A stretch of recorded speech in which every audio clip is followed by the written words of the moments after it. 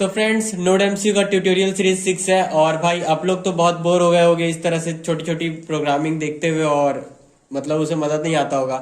तो यहाँ पर देखो, आज हम एक मस्त प्रोजेक्ट बनाने जा रहे हैं एक नोड एमसीयू के हेल्प से।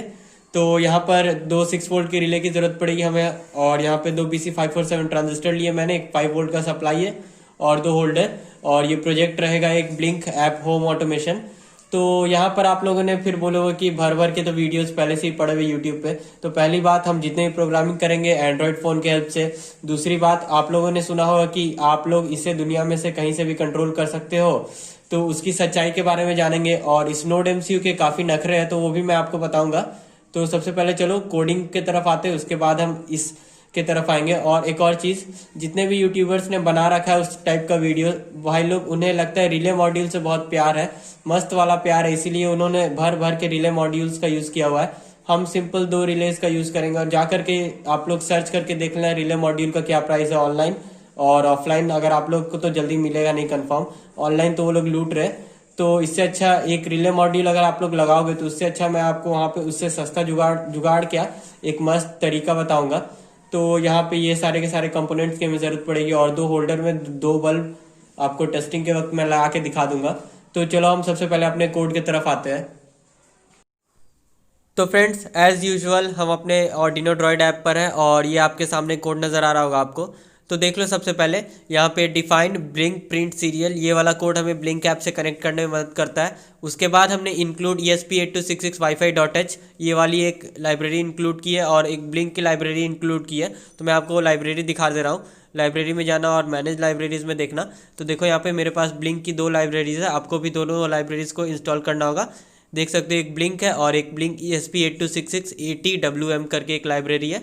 तो आपको ये दोनों लाइब्रेरीज इंस्टॉल करनी होगी सबसे पहले। और लाइब्रेरीज कैसे इंस्टॉल कर सकते हो, अगर आप लोगों ने मेरे पिछले वीडियोस को देखा होगा तो पता चल जाएगा, और नहीं देखा तो देख लो। यहाँ पे लाइब्रेरीज में जाना और मैनेज लाइब्रेरीज में जा करके अवेलेबल में जाना, और वहाँ पे इन दोनों लाइब्रेरीज को जा करके सर्च कर लेना।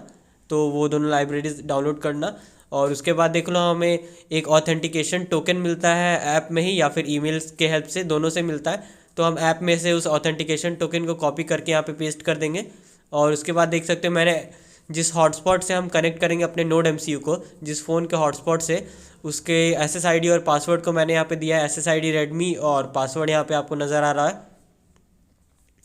और उसके बाद आप लोग देख सकते हो सेटअप कोड यहाँ पे स्टार्ट हो रहा है। कुछ नहीं है सेटअप कोड में, यहाँ पे सिर्फ सीरियल बिगिन किया है 9600 बॉर्डर रेट का यूज़ करके, और फिर ब्लिंक को हमने यहाँ पर स्टार्ट किया है, और उसका ऑथेंटिकेशन टोकन SSID और पासवर्ड के हेल्प से हम ब्लिंक से कनेक्ट करेंगे।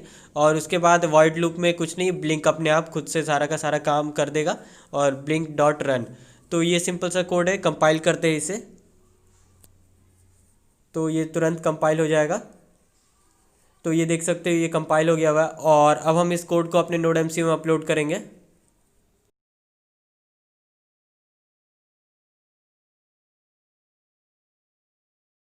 तो फ्रेंड्स, कोड मैंने यहाँ पे अपलोड कर लिया हुआ है, और उसके बाद मैं आपको यहाँ पे कुछ इससे पहले डिटेल में कुछ बताना चाहता हूँ। कनेक्शंस मैं आपको नहीं करके दिखाऊंगा, नहीं तो काफ़ी ज़्यादा टाइम लग जाएगा। सर्किट डायग्राम आप लोग देख लेना, सिंपल सा कनेक्शन है इसमें, इसीलिए कनेक्शंस नहीं करके दिखाऊंगा। और कुछ कंपोनेंट्स जो लगेंगे मैंने आपको पहले ही बता दिया हुआ है। अब देखो, कुछ इंपॉर्टेंट बात करते हैं। तो यहाँ पर इस नोड एमसीयू के बहुत नखरे हैं, तो वो नखरे आपको बाकी यूट्यूबर्स बताते नहीं हैं, जो आपको मैं बताऊँगा अभी यहाँ पर। तो आपको मैं अभी थोड़ी देर में बता दूंगा। तो सबसे पहले आप लोग यहाँ पे सर्किट डायग्राम देख लो, और उसके बाद मैं आपको यहाँ पे इसके पूरे के पूरे कनेक्शंस को दिखा दूंगा। तो फ्रेंड्स, आप लोग देख सकते हो कनेक्शंस मकड़ी का जाला टाइप का लग रहा होगा आप लोगों को, लेकिन वैसा है नहीं, मकड़ी का जाला तो बिल्कुल नहीं है सिंपल कनेक्शंस है। सर्किट डायग्राम देख लेना, वहां से आपको समझ में आ जाएगा। नहीं समझ में आया तो कमेंट पे पूछ सकते हो आप लोग। और एक मस्त विचित्र हमारे चीज से मिलवाना चाहता हूँ आपको। देखो, ये रहा LTV बोर्ड, खानदानी LTV बोर्ड है, और हम लोगों ने इसका बहुत पहले यूज किया था और भर के यूज किया था। फिर बेचारा ये थोड़ा सा रिटायर हो गया हुआ था या फिर छुट्टी पे चला गया था, जो बोलो आप लोग, लेकिन मैं इसे फिर से पकड़ के लाया हूँ, और अब ये दोबारा काम करने के लिए हाजिर हो गया हमारे पास। तो इस पूरे के पूरे सेटअप को हम यहाँ पर इस पे चिपकाएंगे, अपने इस पूरे के पूरे सेटअप को। और एक बात, मैंने यहाँ पर अगर मैं आपको दिखाऊं तो होल्डर्स के कनेक्शंस मैंने अभी नहीं किए हुए, पहले इसे चिपका लूंगा, उसके बाद इस होल्डर के कनेक्शंस को भी करूंगा। और सर्किट डायग्राम आपको मिल जाएगा, इसलिए चिंता मत करना। तो फ्रेंड्स ये रहा सर्किट डायग्राम, आप लोग देख लो और स्क्रीनशॉट वगैरह ले लो। और अगर आप लोगों को इस सर्किट डायग्राम में कुछ ना समझ में आए तो उसे कमेंट पे पूछ लेना। तो फ्रेंड्स आप लोग देख सकते हो ये प्रोजेक्ट अब कंप्लीट हो चुका है और अपने खानदानी बोर्ड पे हमने इसे सेट कर लिया हुआ है। होल्डर्स में मैंने अभी बल्ब नहीं लगाया, लेकिन होल्डर्स के कनेक्शंस यहाँ पे कर लिए हुए। सर्किट डायग्राम तो आप लोगों ने देख ही लिया होगा। और ये रहा हमारा 220 वोल्ट सप्लाई देने के लिए। और ये हम यहाँ पर इसे अलग से सप्लाई देंगे नोड एमसीयू को चार्जर के हेल्प से। तो यहाँ पर आप लोग देख सकते हो इस चार्जर से मैं इसे सप्लाई दूंगा। और एक 5 वोल्ट का सप्लाई है हमारे रिलेज वगैरह को ऑपरेट करने के लिए। तो कुछ इस तरह से यहाँ पर कनेक्शंस हुए हैं। अब आप लोग ब्लिंक का यहाँ पे सेटअप देख लो, पहले ब्लिंक ऐप का सेटअप। तो फ्रेंड्स उसके बाद आप क्या करना, प्ले स्टोर पे जाना और ब्लिंक ऐप को इंस्टॉल कर लेना। और ये रहा ब्लिंक ऐप, आप लोग तो जानते ही होगी, अब इतना तो आप लोग मस्त होशियार हो, मैं जानता हूँ आप लोग बहुत होशियार हो। तो ब्लिंक ऐप ओपन करना और साइन इन वगैरह कर लेना। पहले आपको साइन इन करने के लिए पूछेगा और उसके बाद आपको अपने ईमेल आईडी से साइन इन करना होगा इसमें। और उसके बाद हम न्यू प्रोजेक्ट पे क्लिक करेंगे। तो चलो अब यहाँ पर हम क्या करते हैं, सबसे पहले ऐड बटन पे क्लिक करते हैं और 2 बटन्स ऐड कर लेते हैं। अच्छा पहले सेटिंग्स में जाते हैं हम, और सेटिंग्स में मैं आपको दिखा दूँ तो देखना यहाँ पे हमारा जो न्यू डिवाइस है, मतलब जो हमारा जो डिवाइस है वो नोड एमसीयू है और वाईफाई है। उसमें हमने कनेक्शन टाइप वाईफाई रखा है। तो आप लोगों को शुरुआत में ही चूज़ करने के लिए बोलेगा नोड एमसीयू चूज़ करना है। ध्यान से रखना आप लोग, बहुत लोगों ने ESP8266 चूज़ करने के लिए बोला है तो वो मत चूज़ करना, नहीं तो फिर गड़बड़ हो जाएगा। नोड एमसीयू चूज़ करना और वाईफाई चूज़ करना, ठीक। और उसके बाद देखो क्या करना है, यहाँ पे बैक कर लेते हैं हम। और बटन एक हमने सिलेक्ट किया था और एक और बटन यहाँ पे सबसे पहले हम ऐड कर लेते हैं।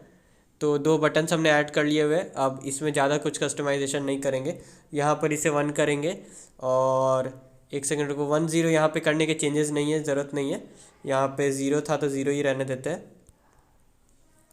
पिन सिलेक्ट करेंगे यहाँ पर, तो हम D1 पिन का यूज़ कर लेते हैं एक, और इसे स्विच पे कर लेते हैं। और टेक्स्ट साइज़ और कलर मस्त रेड यहाँ पे चूज़ कर लेते हैं।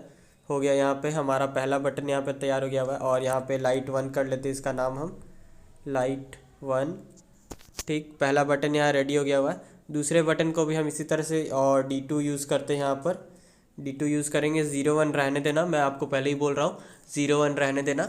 और स्विच पे करना और टेक्स्ट साइज़ बड़ा कर लेते हैं और कलर वही रहने दो, छोड़ो।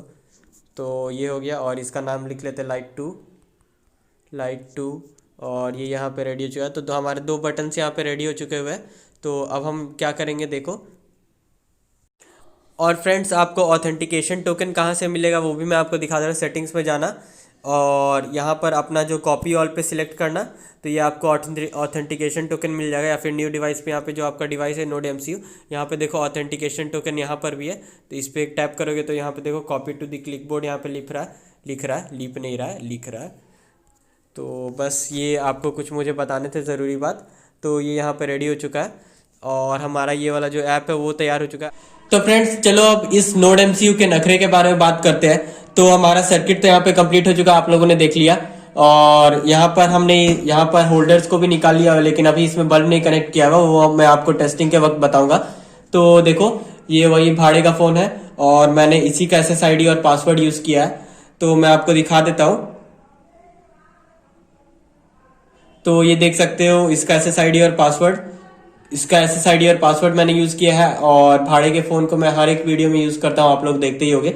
तो अब बात करते हैं हम मुद्दे की। तो यहाँ पर देखो इस नोड एमसीयू को अगर मैंने इस से कनेक्ट किया है, इसके हॉटस्पॉट से कनेक्ट किया हुआ है, तो ये नोड एमसीयू को अगर हम चाहते हैं कि पूरी दुनिया में से कहीं से भी कंट्रोल कर सके, और हाँ ये एक्चुअली कहीं से भी कंट्रोल हो जाता है क्योंकि ओवर द इंटरनेट वर्क करता है। मैंने यहाँ पर चेक किया है और आप मुझ पे तो विश्वास कर ही सकते हो क्योंकि मैं जितनी भी वीडियोस डालता हूँ सारे के सारे रियल होती है और बात भी एकदम 100% करेक्ट बोलता हूँ।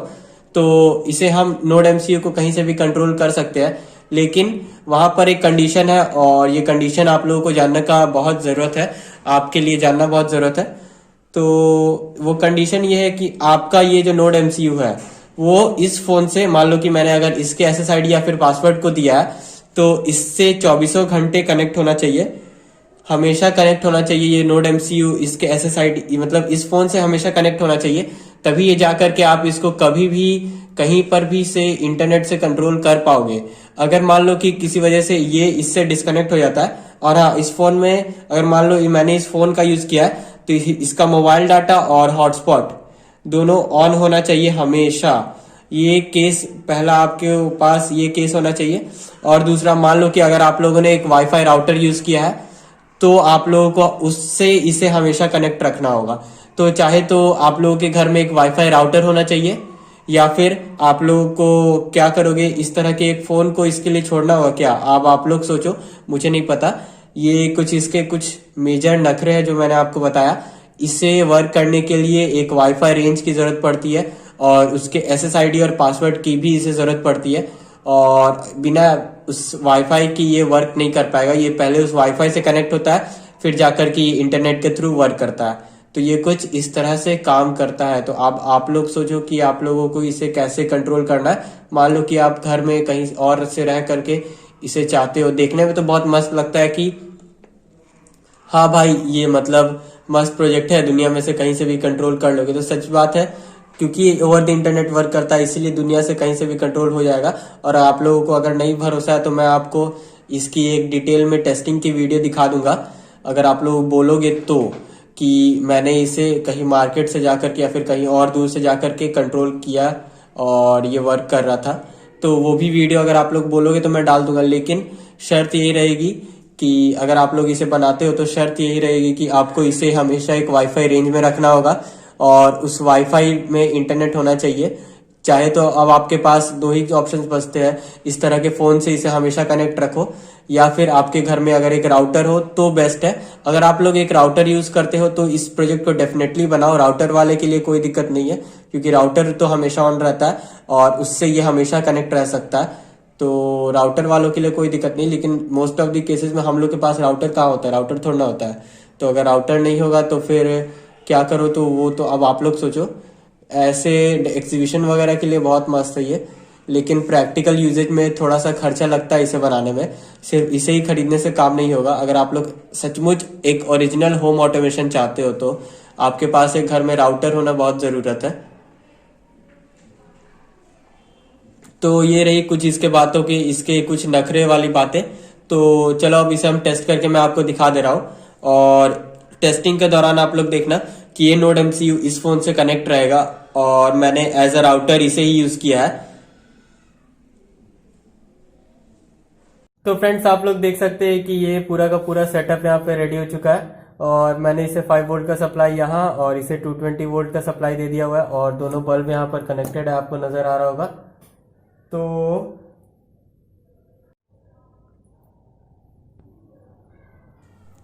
तो फ्रेंड्स, अब हम अपने ब्लिंक ऐप को ओपन करेंगे, और यहाँ पर आपको नजर आ रहा होगा, यहाँ पे देख लो हमारा जो डिवाइस है नोड MCU वो ऑनलाइन है, और 5:05 से वो ऑनलाइन ही है। और यहाँ पर ये इस भाड़े के फ़ोन वाले हॉटस्पॉट से कनेक्टेड है। आप लोग देख सकते हो यहाँ पर, अगर मैं आपको दिखाऊँ तो यहाँ पर देखो, यहाँ पर एक सेकंड, यहाँ पे देखो 1 कनेक्टेड डिवाइस शो कर रहा है। तो ये नोड MCU इसके हॉटस्पॉट से कनेक्टेड है। तो चलो हम आपको, मैं यहाँ पे लाइट को ऑन ऑफ करके दिखा दे रहा हूँ एक बार।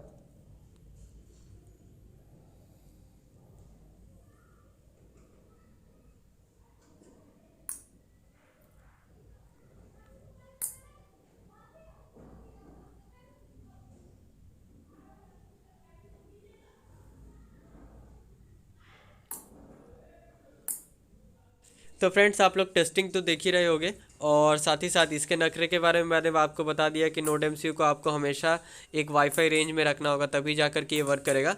इसे हमेशा एक वाईफाई रेंज की ज़रूरत है। अब आपका वो राउटर हो सकता है या फिर आपको मोबाइल फ़ोन हो सकता है, लेकिन आपको इसे एक वाईफाई रेंज में रखना होगा, तभी जाकर के ये वर्क करेगा। तो ऐसा बहुत सुनने में फैसिनेटिंग लगता है कि ये नोड MCU है और दुनिया से कहीं से भी कंट्रोल कर लोगे, तो सही बात है, लेकिन आपको इसे रखना होगा। तो वीडियो कैसी लगी आप लोग कमेंट में ज़रूर बताना, और चैनल को सब्सक्राइब करना मत भूलना। बाकी बचा वॉइस